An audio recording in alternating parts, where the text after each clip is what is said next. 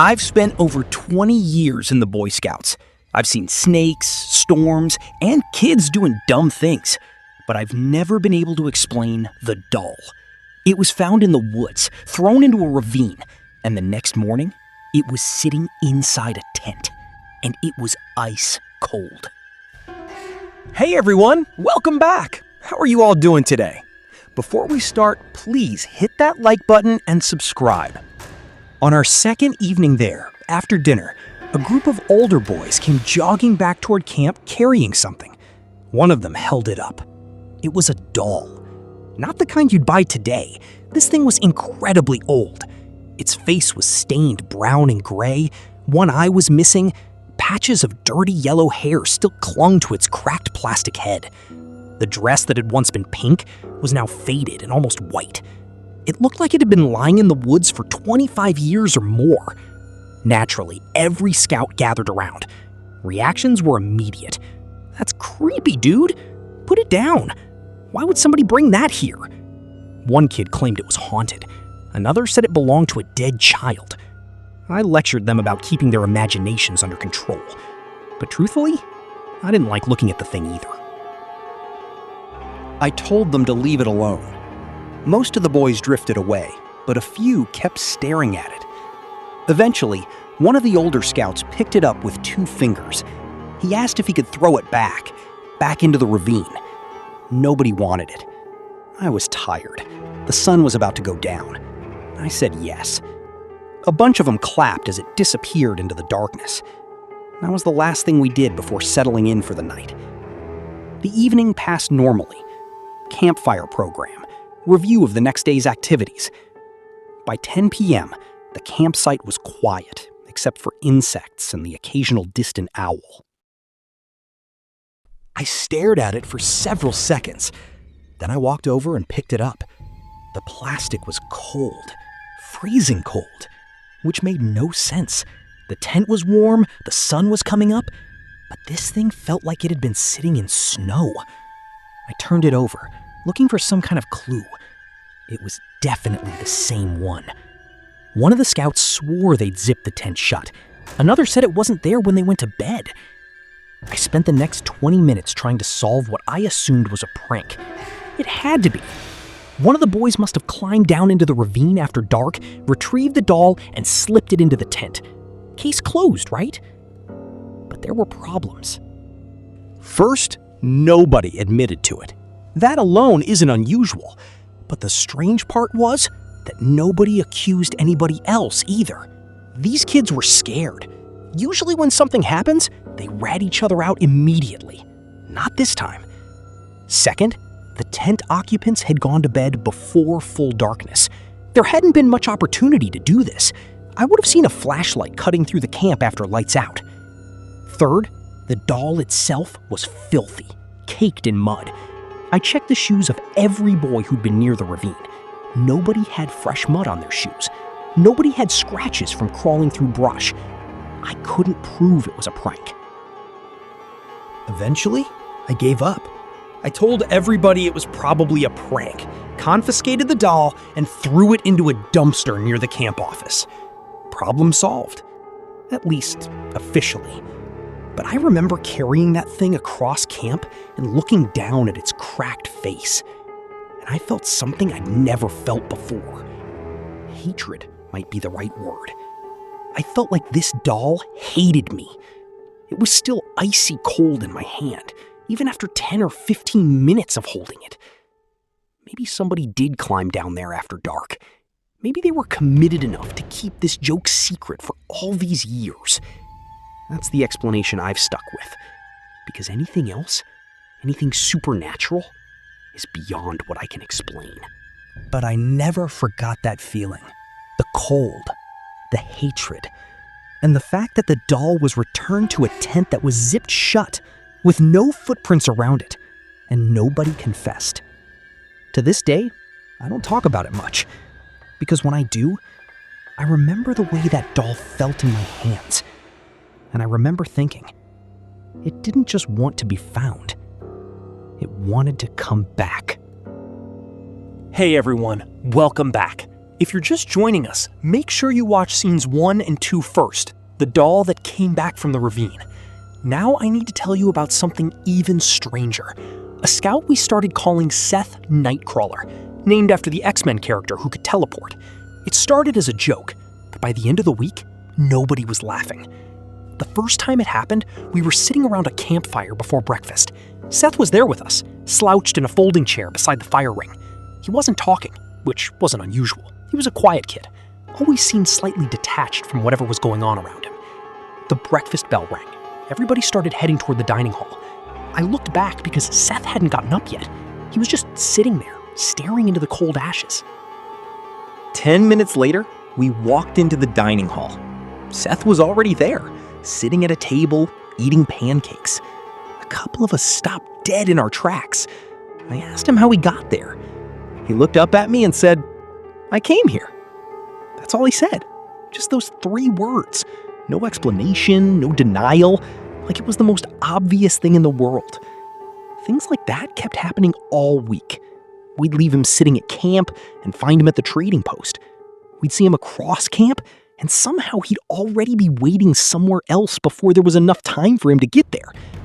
The weird part was, he never looked rushed, never sweaty, never out of breath. A few of us started taking notes. We compared sightings. One kid swore he saw Seth sitting at camp, while another claimed he'd been standing outside the dining hall at the exact same time. The more we paid attention, the less sense it made. There were other things too. Sometimes you'd catch him staring. You'd look up and find him already watching you from across camp. No expression on his face, no smile, just staring. Then he'd slowly look away and find somebody else to stare at. One night around the campfire, I caught him doing it. The flames were reflecting in his eyes. And then he noticed that I'd seen him. He smiled. And I swear, I'll admit, it wasn't threatening, but it was deeply unsettling. Almost like he was challenging us, like he wanted somebody to mention his strangeness. A couple of days later, I was sitting across from him at lunch. The seat beside him was empty, despite the dining hall being packed. I asked if anybody was sitting there. He looked at the chair, then over at me. He said, "Sometimes." Then he waited. I waited for the rest of his answer, but he didn't explain. I moved on and found somewhere else to sit. But the strangest encounter happened on a Thursday afternoon. Most of the troop was scattered around camp. I stayed behind at our campsite, reading beneath a tree, completely alone for nearly an hour. Then I heard something. I looked up and saw Seth entering the campsite from the far trail. I checked my watch. He was supposed to be in environmental science, the longest class of the day. Maybe he had to go to the bathroom or something. He walked straight through camp. Not toward me, not toward the bathroom, not toward any tent, just straight through. I called out to him, "Seth!" Nothing. He kept walking. I stood up and shouted louder. Still no response. He passed within 20 feet of me, close enough that I could see the freckles on his face. But he never turned his head. He never acknowledged me. He just walked across the clearing and disappeared down the opposite trail. That evening, I finally asked him about everything. We were filling canteens before dinner. I said, "How do you keep doing this?" He glanced over at me. Doing what? Showing up everywhere. He just stared at me. Then he smiled. He said, "You see me because you're looking." I laughed. Dude, what does that even mean? His smile disappeared. He said, "I don't know, but you're the only one looking." Then he walked away. That was the longest conversation I'd ever had with him all week. Friday night was the final campfire. Everybody was joking around and trading stories. I noticed Seth several rows away, watching the flames. He looked strangely pale in the firelight. For a second, I thought he actually looked sad. Then somebody walked in front of me, broke my line of sight, and when I looked back, he was gone. When we arrived back at the church parking lot, parents were waiting by the dozen. Everybody piled out and started getting their gear. For a few minutes, I didn't see Seth. I assumed his parents were running late. Then I walked over to the scoutmaster while he was unloading equipment. I asked, "Hey, where's Seth at?" He looked at me, confused, almost distraught. He said, "Seth wasn't here." I thought he was joking. "What do you mean? He was supposed to come." The scoutmaster frowned. His mom called before we left. She said he was sick. He never came on this trip. I stared at him. I said, "No, I talked to him at camp. I sat across from him at lunch. I saw him walk through the campsite." The scoutmaster frowned at me and said, "Look, buddy, I don't know what to tell you, but Seth wasn't on this trip. I announced all the absentees at the start of the trip. Do you not remember that?" I turned around. I scanned the bus. Empty. I scanned the parking lot. No Seth. I looked at the other scouts, hoping one of them would back me up. But nobody was looking for him. Nobody was confused. It was like he had never existed at all. Years have passed since that camp, and every now and then, I still pull out the photos. There are hundreds of them.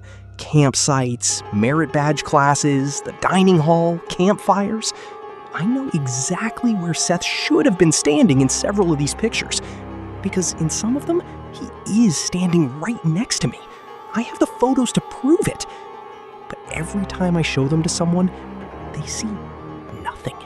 Just empty spaces. Just trees and tents and other scouts. They say there's nobody there. But I know what I saw. I know what I felt. And I still don't know who or what I was talking to that week. Sometimes I wonder, did Seth ever exist at all? Or was he something else? Something that only appears to people who are willing to look. He said it himself. "You see me because you're looking." And then he said something I never forgot. "You're the only one looking." I don't know what that means. The first time I took note of it, I was carrying supplies with another staff member. I asked, "What's up with this one?" The older kid helping me glanced at it and immediately looked away. He said, "Don't worry about it." But naturally, I kept asking. Eventually, one of the older staff members told me the story. Years earlier, according to camp legend, a kid had joined staff and become obsessed with dark occult type stuff. Strange symbols started appearing around the campsite, eventually covering the walls of one particular cabin. The carvings became so extreme that he was removed from staff and sent home. Nobody wanted to sleep in that cabin afterward. A few nights later, I talked two other young staff members into going over there with me. The door wasn't locked. The moment we stepped inside, I'll admit, the place felt heavy. Bad energy. Dust and rat poop. At first, everything looked pretty normal. Then I saw the corner. Somebody had rearranged the bunks years earlier, creating an enclosed section of the wall. The stories hadn't exaggerated a single detail. The wood was covered in carvings, hundreds of them, maybe thousands. Some were scratched lightly, others were cut so deep that chunks of wood had splintered away. Black and red marker covered sections of the walls. Circles, stars, sagged symbols, pentagrams, strange figures and words nobody could recognize. The whole corner looked like a peek inside a psycho's head. One of the guys next to me muttered, "Nope," and walked right out. The rest of us stayed for less than 5 minutes. I did my best to clear it from my head, but later that night, I woke up around 2 a.m. to a tapping sound. Tap. Tap. I sat upright. The sound was coming from outside the cabin. Then it moved somewhere else. Tap, tap, tap. Like somebody was walking around the exterior wall, banging their knuckles against the wood. I climbed down from my bunk and looked out the window. Nothing. Just darkness and trees. The tapping had stopped. I chalked it up to an animal and went back to bed. The next night, it happened again. This time, the tapping came directly beneath my window. I lay there frozen in bed for what felt like hours. When dawn broke, I was already dressed and hustling over to the breakfast fires. I started asking about the weirdness I'd experienced. Apparently, every single person in the cabin had heard it. Worse yet, nobody had a reasonable explanation. The third night was far worse. I woke up to footsteps running outside, fast, circling the cabin. Several other staff members were sitting up too, half-sleeping figures in the darkness. The footsteps stopped directly outside. Then came a long scraping sound across the wall. It traveled slowly from one end of the cabin to the other, like nails on a chalkboard. Cut to the following evening. I found myself staring at that abandoned cabin during dinner. I swore something moved near it. A tall, motionless figure standing beside the building. I blinked, but the figure remained. I grabbed another staffer and asked, "Hey, who is that?" He looked, and of course, the space was empty. In that moment, I felt my brain slowly fragmenting. I let the staffer go and tried to pretend like it didn't happen. That night, I woke up again. The cabin was pitch black. I rolled over and nearly screamed. I scrambled out of bed and shook another staff member awake. "Look," I said. He sat up, and of course, the figure was gone. I couldn't believe it. But the guy I woke up told me he'd seen a figure out there too, on the very first night we were here. I asked why he didn't tell anybody. He said, "I thought I was going crazy." I guess he was kind of right, because I felt like we were all going crazy at this point. By Friday, everybody knew something strange was going on.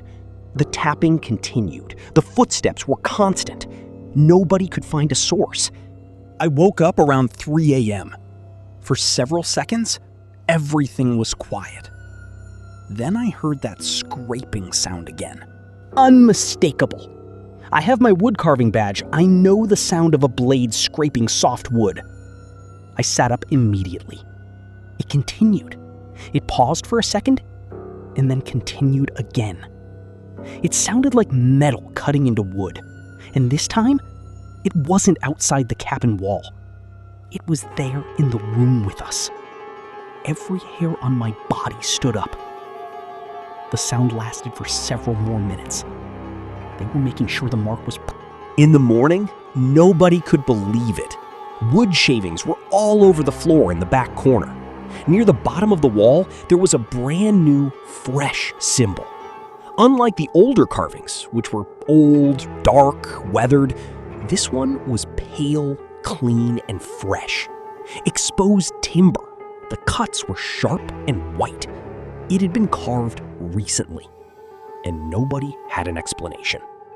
Nobody volunteered to investigate further either. There were still a few more days of camp left. We didn't want to stay in that cabin anymore. The scoutmasters groaned at us, but eventually let us pack up and choose a new sleeping location. We would have gone AWOL if they made us stay there another night. The cabin remained empty for the rest of the summer. That was the easiest way to deal with the problem. Ignore it. I know how this story sounds.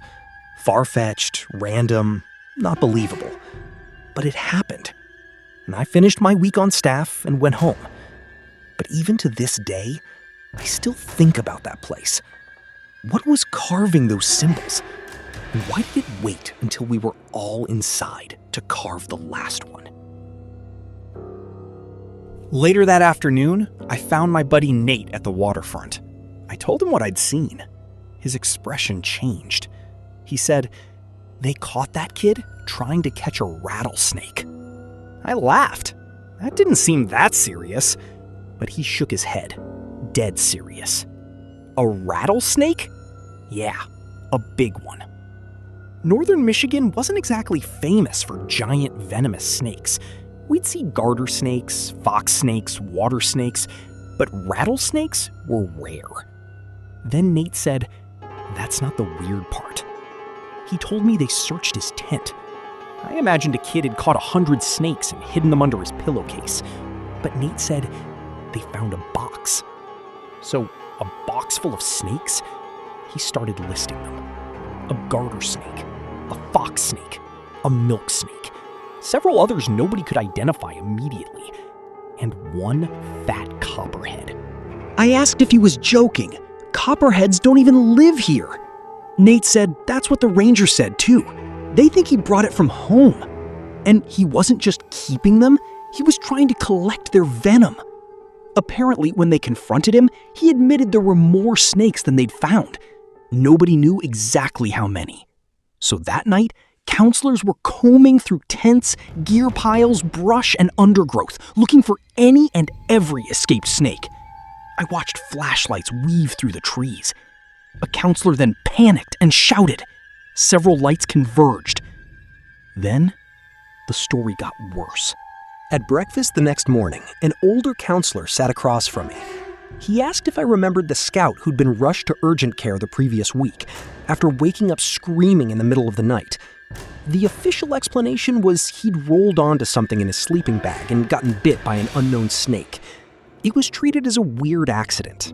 The kid went home. But then the counselor stared at me and said, "Take a guess who his tent mate was." I already knew the answer. Eric, the snake collector. The counselor continued. The ranger had talked to the kid's parents. The scout said he woke up during the night and saw Eric holding a snake. Eric told him not to worry about it, to go back to sleep. The kid thought he was dreaming. I stared at my food. What the hell? The counselor said when they searched Eric's gear, they found jars. He'd been collecting venom. From the copperhead, from anything that would bite. Nobody knew why. My personal suspicion? He was planning to poison the camp. Pour the venom into food, water, anything he could make toxic. I don't know if that would actually work. But whatever the reason, the camp never saw him again. His parents came and picked him up that afternoon. The ranger personally escorted him to the parking lot. The remaining snakes were removed. The campsite was searched repeatedly. Life returned to normal. But I still think about that scout who woke up in the dark and saw his tent mate holding a snake and was told to go back to sleep. That first night, around 10 p.m., the drumming began. A single beat. Then another joined it. Then another. Soon the entire field was echoing with dozens of different rhythms colliding together. Along with the drums came what I can only describe as singing. But there was no melody, no language I could recognize. The sounds would rise and fall like somebody mourning, whispering and screaming all at the same time. It continued until nearly 3 a.m. I was irritated and tired, but I assumed they were some strange spiritual group on a retreat. They had rented the field. They were technically allowed to be there. Cut to the next day. Our scouts arrived. Hundreds of children filled the domain with tents, games, and normal camp chaos. The rogue group stayed in their area, but they watched. Their eyes followed every child. And that was what disturbed me. Whenever I looked over while carrying equipment or helping with setup, I would see several of them standing silently at the edge of their field, not talking, not smiling, just watching our camp, watching the children. If I acknowledged them, they never responded. They would simply continue staring until I looked away. The second night, those drums returned at 11 p.m. and continued until around 1 a.m. Leaders started complaining. We had enough to manage with hundreds of youth. Nobody wanted to make a scene. Saturday was our traditional campfire night, a wonderful evening with songs, stories, and skits. The kids went to bed. By midnight, the camp was silent. But then, of course, the drums started again. Around 1 a.m., several other leaders decided they'd had enough. They walked toward the drumming, expecting to tell a few inconsiderate campers to lower the noise. Instead, they found an entire group gathered around a fire, and they were all completely naked. Their bodies were covered in dirt and ash. They moved in a circle around the flames, beating drums, making those same unnatural noises. Their heads were tilted up toward the sky, mouths hanging open, far wider than seemed comfortable. The strangest part was that they didn't react to the leader's presence at all. They didn't look over. They didn't pause. They acted as though nobody else existed. The leaders didn't argue. They just turned around and walked back to camp. I still have no idea who these people were or what they were doing. Perhaps there's a reasonable explanation for their ceremony, but I often think about the fact that hundreds of children were sleeping only a short walk away. I think about... By 6 p.m., it looked like midnight. The entire clearing had turned black. The scoutmaster stood at the horizon and said, "I don't like this." We were debating whether to break camp when the first hard gust hit. It folded a tarp in half and snapped a guideline. Then the rain arrived, all at once, torrential. Within seconds, everybody was running for cover. I dove into a dome tent with several scouts. The wind hammered the fabric. The rainfly ripped loose almost immediately. Water blasted through the mesh walls. Sleeping bags were soaked within minutes. Outside, tents were collapsing. Boys were yelling over the storm. For 15 minutes straight, the weather beat us to pieces. The wind howled through the clearing. Lightning flashed constantly, which was scary, but also a blessing. One of the tents flattened completely, with scouts still inside it. Another lost its rainfly and disappeared into the trees. Every flash of lightning showed equipment tumbling throughout the camp. Then, off in the distance, I heard something. At first I thought it was wind, but I listened harder. Tornado sirens, far away, coming from town somewhere below the mountain. But there was no mistaking the sound. The scoutmaster heard them too. His expression changed immediately. "We're leaving right now." Nobody argued. "Go, go!" he hollered, ushering toward the trail. We dragged kids from tents, trying to organize them. Some had boots on, some didn't. One kid kept trying to save his backpack. Another was crying. Rain hit us so hard it stung against exposed skin. We counted heads twice and started moving. The trail downhill had become a river. Older scouts took off faster than they should have, while younger boys struggled behind them. Visibility was awful. Headlamps bounced through the rain. Thunder drowned out every instruction. Lightning flashed every few seconds, showing us pieces of the trail before plunging everything back into darkness. Halfway down the mountain, something exploded from the brush. For one terrifying second, I thought people were running at us. But it was coyotes, a whole pack of them. They came pouring across the trail in the opposite direction, soaked and frantic, fleeing the storm, just like we were. There were at least 6 or 7 of them. They weren't hunting. They were terrified, wild-eyed and slack-jawed. The storm had probably washed them out of whatever den they'd been sleeping in. Unfortunately, terrified animals are still dangerous. One slammed into a scout and knocked him sideways. Another brushed past my leg and snapped at my boots. A kid screamed and stumbled away. A younger scout fell onto his hands and knees as a coyote bounded over him, close enough to clip his shoulder. The others growled as they squeezed between the boys on the trail. For several seconds, everything was just chaos. Pure panic. I thought we were about to get ripped to shreds. Rain and mud, growling and fangs. Boys shouting for their lives. I grabbed one of the scouts by the back of his shirt and hauled him upright before he got trampled. Lightning flashed again and illuminated the entire pack as they raced downhill toward the trees. And then, just like that, they were gone. The whole encounter lasted maybe 30 seconds, if that, but I'll admit it felt like 10 minutes. Nobody stopped running afterward. Even the smaller boys were now running with the older kids. The storm only seemed to get worse. Branches crashed all around us. Every flash of lightning made me expect to see a tree coming down across the trail.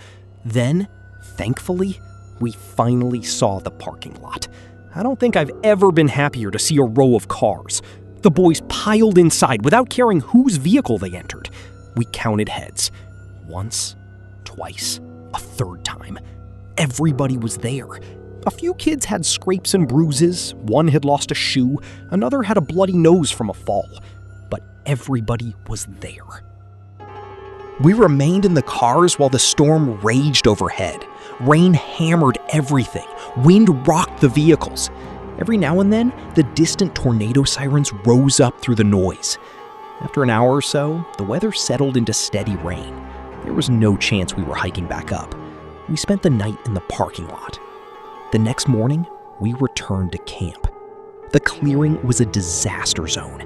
Tents were scattered everywhere. Rainflies were gone. Packs, cookware, sleeping pads were spread across the hillside. Several tents had traveled nearly 300 yards because nobody had staked them down properly. We searched for missing equipment for hours. Off in the distance, we saw a section of trees that had been flattened. The cabin covered in symbols, where we heard tapping, footsteps, scraping, and saw a figure outside the window. And one morning, we woke to fresh carvings on the wall, while we were all inside. Eric, the scout who collected venomous snakes, who brought a copperhead to a place where copperheads don't exist, who may have been planning to poison the camp. The cult in Belgium, robed figures who watched hundreds of children, drummed through the night, and when confronted, danced naked in the firelight, covered in ash, acting as though nobody else existed. And the storm, the tornado sirens, the terrified coyotes charging through our ranks, the chaos, the panic, and the relief of counting heads and finding everybody alive. What do all these stories have in common? They happened in the woods. Places where the rules of normal life don't always apply. Places where you're surrounded by nature, but also by something else. Something older. Something that doesn't care about your plans, your fears, or your beliefs. I've tried to explain each of these incidents. I've tried to find logical answers. But the truth is, I can't. And I've made peace with that. Because some things aren't meant to be understood. They're meant to be witnessed. If there's one thing I want you to take from this, it's this. The wilderness is not your enemy, but it's not your friend either. It's neutral. It doesn't care if you're scared or brave, prepared or reckless. It will show you things you can't explain. It will challenge your assumptions. And if you're lucky, if you pay attention, it will teach you something about yourself. For me, it taught me humility. It taught me to respect what I don't understand. And it taught me that the scariest things in this world aren't always monsters or ghosts. Sometimes they're just things that don't fit and never will. So that's my story. The doll, Seth, the cabin, the snakes, Occult, and the storm. 6 strange, unexplainable things that happened to me in the woods. I don't have answers for any of them, but I have the memories, and I have the photos, and I have the certainty that the woods, no matter how many times you visit, will never stop surprising you. Thank you for listening. If you've had a strange experience in the wilderness, share it in the comments. I'd love to hear it. And remember, if you go into the woods, keep your eyes open, because you never know what's watching, and you never know what's looking back.